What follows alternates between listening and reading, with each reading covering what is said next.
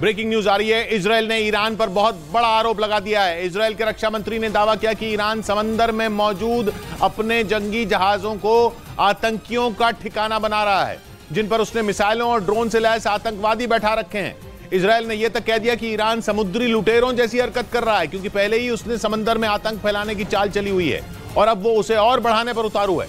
Israel का आरोप है कि ईरान जंग के लिए उसे उकसा रहा है। सबूत के तौर पर इजराइल ने 6 जहाजों की तस्वीर जारी करते हुए ईरान को कटघरे में खड़ा कर दिया, क्योंकि इजराइल का कहना है कि ईरान समंदर में आतंकवाद फैला रहा है। इजराइल के रक्षा मंत्री ने बयान दिया कि ईरान अपने जहाजों को आतंक फैलाने के लिए इस्तेमाल कर रहा है। इजराइल के रक्षा मंत्री ने उन्हें फ्लोटिंग टेरर बेस तक बोल दिया और दावा किया कि ईरान ने अपने जहाजों पर मिसाइलें, ड्रोन और आतंकवादी बिठाए हुए हैं। כל מה שאתם רואים על התמונות הם בסיסי טרור צפים. זה המשך ישיר לטרור הימי. मतलब इजराइल को डर है कि ईरान फारस की खाड़ी और अरब सागर के रास्ते आतंकवाद फैला रहा है। उसने दावा किया कि ईरान ने अपने 6 में एक जहाज को अदन की खाड़ी की ओर भेजा है, यानी समंदर में उस जगह जो फारस की खाड़ी में व्यापार का अहम रास्ता है। जिसका मतलब यह हुआ कि ईरान समंदर के उस रास्ते को रोकने के चक्कर में है जहां से बड़े पैमाने पर व्यापार होता है। यही नहीं, इजराइल पर दबाव बढ़ाने के लिए वो अपने जंगी जहाज अंटार्कटिका तक भेजेगा। यह दावा ईरान के मीडिया ने किया और जानकारी दी कि बहुत जल्द ईरान के जंगी जहाज अंटार्कटिका पहुंच जाएंगे।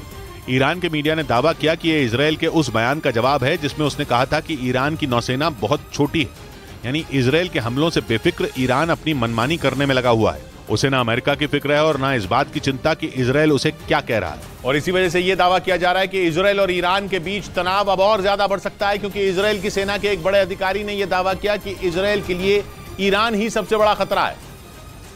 यानी अब ईरान को ही इजराइल ने अपना सबसे बड़ा दुश्मन मान लिया। इजराइल की सेना के अधिकारी एहवान खलीवा ने साफ साफ कह दिया कि ईरान इजराइल को घेरने की कोशिश कर रहा है। दावा किया गया कि इसके लिए वो कई देशों को अपने साथ लाकर इजराइल को अलग थलग करना चाहता है। असल में बीते कुछ महीनों में इजराइल और ईरान के बीच तनाव काफी बढ़ गया है। ऐसा इसलिए क्योंकि आरोप है कि ईरान लगातार गाजा पट्टी में फिलिस्तीनी लड़ाकों को मदद पहुंचा रहा है, जिसका नुकसान इजराइल को उठाना पड़ रहा है। बताया गया कि इसीलिए एहवान खलीवा ने ईरान को अंजाम भुगतने की धमकी दे डाली। उधर ब्रेकिंग न्यूज आ रही है ईरान से जुड़ी। जमीन के अंदर मौजूद ईरान के परमाणु ठिकानों को तबाह करने के लिए अमेरिका ने एक खास तरह का बम तैयार किया है, जो जमीन के अंदर जाकर वहां मौजूद परमाणु बंकरों को तबाह करने की ताकत रखता है। अमेरिका के इस घातक बम का नाम GBU-57 है, जिसकी तस्वीरें भी जारी की गई। अमेरिका का दावा है कि उसका यह बम इतना ताकतवर है कि जमीन में काफी गहराई तक भयंकर तबाही मचा सकता है। इसे मैसिव ऑर्डिनेंस पेनिट्रेटर भी कहा जाता है। मतलब ईरान को सबक सिखाने के लिए अमेरिका ने कमर कस ली है, क्योंकि पश्चिमी मीडिया का दावा है कि अमेरिका और इजराइल के लाख मना करने के बाद भी ईरान परमाणु ताकत हासिल करने की जिद पर अड़ा है। और उसने एक इलाके में पहाड़ियों के नीचे कई बंकर और सुरंगें बना रखी हैं, जहां उसके परमाणु ठिकाने मौजूद हैं। ईरान का दावा है कि जमीन के अंदर बने उसके बंकरों पर परमाणु बम भी बेअसर हैं। इसी वजह से अमेरिका और इजराइल की नींद उड़ी हुई है, क्योंकि दोनों ये बात अच्छी तरह जानते हैं कि ईरान के एटम बमों का निशाना कोई और नहीं बल्कि वही होंगे। पश्चिमी मीडिया का दावा है कि इसीलिए अमेरिका ने जमीन के अंदर मौजूद ईरान के परमाणु ठिकानों को निशाना बनाने के लिए ताकतवर बम GBU-57 तैयार किया, जिसकी कुछ तस्वीरें भी अमेरिकी सेना की तरफ से जारी की गयी। इसे मैसिव ऑर्डिनेंस पेनिट्रेटर भी कहा जाता है और दावा है कि ये बम जमीन में काफी गहराई तक तबाही मचा सकता है। और इसी बीच ईरान के परमाणु ठिकानों की कुछ सैटेलाइट तस्वीरें भी सामने आईं, जिनके आधार पर पश्चिमी मीडिया ने दावा किया कि अमेरिका के घातक बम ईरान के इन परमाणु ठिकानों तक नहीं पहुंच पाएंगे, क्योंकि अमेरिका के बम जमीन में जितनी गहराई तक पहुंच सकते हैं, ईरान की सुरंगें उससे कहीं ज्यादा गहरी हैं। पश्चिमी मीडिया का दावा है कि ईरान पहाड़ी के करीब 80 से 100 मीटर नीचे अपने परमाणु ठिकाने बना रहा है, जबकि अमेरिका ने जो GBU-57 बम बनाया है वो जमीन में सिर्फ 60 मीटर अंदर तक ही जा सकता है। जानकारी के मुताबिक ईरान की ये न्यूक्लियर साइट नतानस शहर के बिल्कुल करीब है, जहां पहले भी कई बार पश्चिमी देशों के हमले हो चुके हैं, क्योंकि अमेरिका और इजराइल ये नहीं चाहते कि ईरान किसी भी कीमत पर परमाणु ताकत हासिल करे। इधर दिल्ली की तिहाड़ जेल में एक कैदी की मौत हो गई। जेल प्रशासन के मुताबिक उस कैदी ने फांसी लगाकर आत्महत्या कर ली। हालांकि उसने ऐसा क्यों किया इसका पता नहीं चल सका। तिहाड़ जेल प्रशासन के मुताबिक जिस कैदी ने फांसी लगाकर जान दी वो दिल्ली में साल 2016 में लूट के एक मामले में दोषी ठहराया गया था, जिसके बाद उसे एक दिन पहले ही तिहाड़ जेल लाया गया था। लेकिन दावा है कि उसने फांसी लगाकर अपनी जान दे दी, जिसकी वजह से तिहाड़ जेल प्रशासन पर एक बार फिर सवाल खड़े हो गए, क्योंकि तिहाड़ में ही गैंगस्टर टिल्लू ताजपुरिया की 2 मई को धारदार हथियारों से हत्या कर दी गई थी। हालांकि उसके बाद से ही जेल प्रशासन जेल में सुरक्षा बढ़ाने में जुटा हुआ है। उधर पुलिस सूत्रों के हवाले से खबर है कि गैंगस्टर अतीक अहमद की करोड़ों की संपत्ति पर कब्जे के लिए उसके परिवार में कई लोग दावेदारी ठोक रहे हैं। खबर है कि सबसे बड़ी लड़ाई अतीक की पत्नी शाइस्ता परवीन और अशरफ की पत्नी जैनब के बीच छिड़ी है। जो अतीक की काली कमाई पर अपना हक जताने की कोशिश में है। हालांकि शाइस्ता परवीन और जैनब दोनों इन दिनों गिरफ्तारी के डर से फरार चल रही हैं। लेकिन पुलिस सूत्रों के हवाले से खबर है कि इसके बावजूद उनकी नजर अतीक की करोड़ों की संपत्ति पर है। इस मुद्दे पर उनके बीच कड़वाहट इतनी है कि उन दोनों ने लंबे वक्त से आपस में बातचीत करना भी बंद कर दिया है। सूत्र बताते हैं कि जब अतीक अहमद गुजरात की साबरमती जेल में बंद था, तब शाइस्ता ने उसका हवाला कारोबार और वसूली गैंग का जिम्मा संभाल लिया था, जिसका जैनब ने विरोध किया था। इस बीच यूपी के प्रयागराज में गैंगस्टर अतीक अहमद के वकील विजय मिश्रा पर एक कारोबारी से 3 करोड़ रुपए मांगने का आरोप लगा। एक रोज पहले ही अतीक गैंग के 3 गुर्गों पर आरोप लगा कि उन्होंने एक परिवार से 15 लाख रुपए की मांग की थी, जिसका एक वीडियो भी सामने आया, जिसमें अतीक गैंग के 3 गुर्गे जबरन एक घर में घुसकर परिवार के लोगों को पैसे के लिए जान से मारने की धमकी देते नजर आए। और अब अतीक अहमद के वकील विजय मिश्रा पर प्रयागराज के ही एक कारोबारी सईद अहमद से 3 करोड़ रुपए मांगने का आरोप लगा।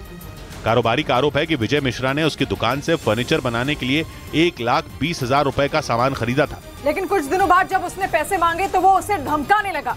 और आरोप है कि विजय मिश्रा ने न सिर्फ उसे धमकाया, बल्कि अतीक और उसके गुर्गों के नाम पर उससे 3 करोड़ रुपए की डिमांड कर दी। हालांकि 20 मई को कारोबारी ने उसके खिलाफ केस दर्ज करा दिया, जिसके बाद पुलिस मामले की जांच में जुटी है। इधर 2000 रुपए के नोट को बदलने या फिर उसे बैंकों में जमा करने की प्रक्रिया शुरू हो गई। अब किसी भी बैंक में जाकर 2000 रुपए के नोट को बदला जा सकता है। हालांकि एक बार में 10 नोट यानी 20,000 रुपए ही बदले जा सकते हैं, जबकि 2000 के नोट खाते में जमा करने के लिए रिजर्व बैंक ने कोई सीमा तय नहीं की है। अगर किसी के पास बैंक अकाउंट नहीं है तो भी वो बैंक में जाकर नोट बदलकर दूसरे नोट ले सकता है। 2000 के नोट बदलने की अंतिम तारीख 30 सितंबर 2023 तय की गई है, लेकिन कुछ जगहों पर तो लोग अभी से 2000 का नोट लेने से बचने लगे हैं। उत्तर प्रदेश के जालौन से हैरान कर देने वाला एक वीडियो सामने आया, जहां पेट्रोल पंप कर्मचारी ने एक ग्राहक के स्कूटर से पेट्रोल वापस निकाल लिया, जिसका वीडियो सोशल मीडिया पर वायरल हो गया। ये घटना तब हुई जब उस इलाके के एक पेट्रोल पंप पर एक आदमी पेट्रोल भरवाने पहुंचा। उसने महज 200 रुपए का पेट्रोल अपने स्कूटर में डलवाया, जिसके लिए उसने पेट्रोल पंप के कर्मचारी को 2000 का नोट दिया, जिसे देखते ही पेट्रोल पंप कर्मचारी आग बबूला हो गया। उसने फौरन 2000 का नोट उस आदमी को दिया और उसके स्कूटर से पेट्रोल वापस निकाल लिया। असल में आरबीआई ने 30 सितंबर तक 2000 के नोट बैंकों में वापस करने की घोषणा की है। इसी वजह से लोग 2000 के नोट किसी तरह से हटाने में जुटे हैं और सबसे ज्यादा पेट्रोल पंप पर इसे लेकर मारामारी मची हुई है। इधर 2000 के नोट बदलने से जुड़ी एक याचिका पर दिल्ली हाईकोर्ट में सुनवाई हुई। एक जनहित याचिका पर आरबीआई ने दिल्ली हाईकोर्ट में अपना जवाब दिया।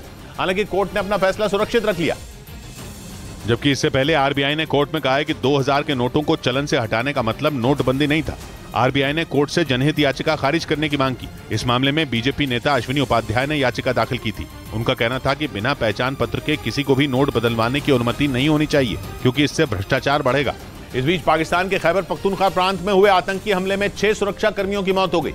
पाकिस्तान पुलिस के मुताबिक आतंकियों ने वहां यूरोपीय देश हंगरी की तेल और गैस कंपनी को निशाना बनाया और उस पर ताबड़तोड़ हमले किए। इस दौरान सुरक्षा कर्मियों और आतंकियों के बीच मुठभेड़ हुई। पुलिस के मुताबिक करीब 50 आतंकियों ने खैबर पख्तूनख्वा प्रांत में मौजूद यूरोपीय देश हंगरी की तेल और गैस कंपनी पर हमला किया। इस दौरान सभी हमलावर खतरनाक हथियारों से लैस थे। उन्होंने वहां कई मोर्टार भी दागे, जिससे वहां तैनात पाकिस्तान के 6 सुरक्षा कर्मियों की मौत हो गई। पाकिस्तान के मीडिया का आरोप है कि यह हमला टीटीपी यानी तहरीक-ए-तालिबान पाकिस्तान के आतंकियों ने किया।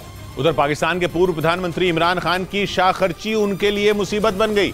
लाहौर के जमान पार्क इलाके में उनका आलीशान घर है, जिस पर टैक्स विभाग ने उन्हें 14 लाख पाकिस्तानी रुपए का नोटिस थमा दिया, जिसके मुताबिक इमरान खान ने लाहौर के जमान पार्क में मौजूद अपने पुराने घर को तोड़वाकर नया आलीशान बंगला बनवाया, जिस पर लाहौर प्रशासन ने उन्हें 14 लाख पाकिस्तानी रुपए का लग्जरी टैक्स नोटिस भेज दिया, जिसके बाद इमरान खान को मजबूरी में यह टैक्स भरना पड़ा। इससे पहले लाहौर प्रांत के टैक्स विभाग ने इमरान खान से उनके नए घर का रिकॉर्ड मांगा था और उसी के आधार पर उन्हें यह नोटिस भेजा गया। इससे पहले भी इमरान खान को दूसरे मामलों में 36 लाख पाकिस्तानी रुपए का टैक्स नोटिस भेजा गया था।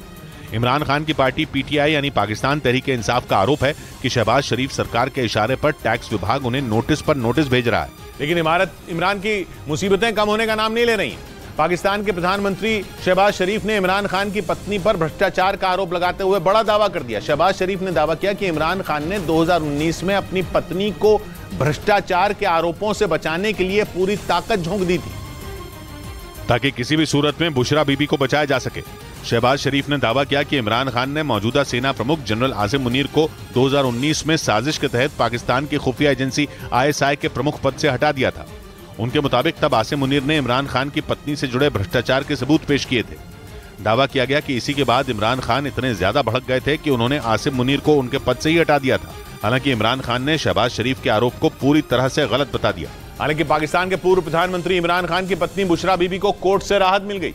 अल कादिर ट्रस्ट मामले में आरोपी बुशरा बीबी की गिरफ्तारी पर कोर्ट ने 31 मई तक रोक लगा दी। जबकि इसी मामले में इमरान खान को कोर्ट ने 8 जून तक राहत दी है। असल में इमरान खान और बुशरा बीबी पर अल कादिर यूनिवर्सिटी के नाम पर यूके से आई करोड़ों की रकम का गबन करने का आरोप है। दावा है कि इस यूनिवर्सिटी के 2 ही ट्रस्टी हैं, जिसमें एक इमरान और दूसरी उनकी पत्नी बुशरा है। यही वजह है कि इमरान खान के अलावा उन पर भी गिरफ्तारी की तलवार लटक रही थी, जिसके बाद कोर्ट ने 5 लाख पाकिस्तानी रुपए के बॉन्ड पर उन्हें 31 मई तक राहत देने का फैसला लिया। इस बीच इमरान खान की काली मर्सिडीज कार पर वहां की सुप्रीम कोर्ट को सफाई देनी पड़ गई। इमरान खान को जमानत दिए जाने के बाद से ही वहां की सरकार सुप्रीम कोर्ट को घेरने में लगी है। पाकिस्तान की सुप्रीम कोर्ट पर इमरान खान को मर्सिडीज कार मुहैया कराने पर आरोप लगा था, जिस पर सुप्रीम कोर्ट ने सफाई देते हुए कहा कि इमरान खान को कोर्ट में पेश होने के लिए मर्सिडीज गाड़ी मुहैया नहीं कराई गई। 11 मई को अल कादिर ट्रस्ट मामले में पाकिस्तान के चीफ जस्टिस उमर अता बंदियाल की अध्यक्षता वाली 3 जजों की बेंच ने इमरान खान को कोर्ट में पेश करने का आदेश दिया था। इसके बाद कड़ी सुरक्षा के बीच पूर्व प्रधानमंत्री इमरान खान को काली मर्सिडीज गाड़ी में लाया गया। पाकिस्तान सरकार में मंत्री एहसान इकबाल ने ट्वीट कर सुप्रीम कोर्ट पर इमरान खान को महंगी कार मुहैया कराने का आरोप लगाया था। इस पर सफाई देते हुए सुप्रीम कोर्ट ने बताया कि जजों की पीठ के निर्देश पर इस्लामाबाद पुलिस ने इमरान खान को गाड़ी मुहैया कराई थी।